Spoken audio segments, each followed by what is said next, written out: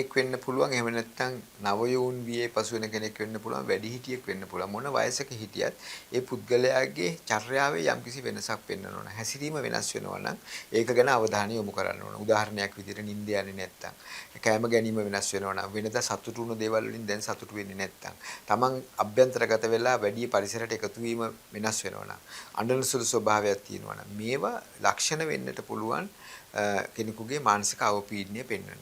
එහෙම කෙනෙක් හිටියොත් ඒ කෙනා වහම් වෛද්‍යවරයෙකුට යොමු කරන්න ඕනේ. ඒ මන්ද එහෙම නැත්නම් මෙම තැනැත්තා හෝ තැනැත්තිය ඊටමත් ඉක්මනින් තමන් සියදිවි හානි කර ගැනීම දක්වා යන්නට ඉඩ තියෙනවා. ඒතකොට සියදිවි හානි කර ගැනීමේදී සිටිවිලි ඇති වෙනවා.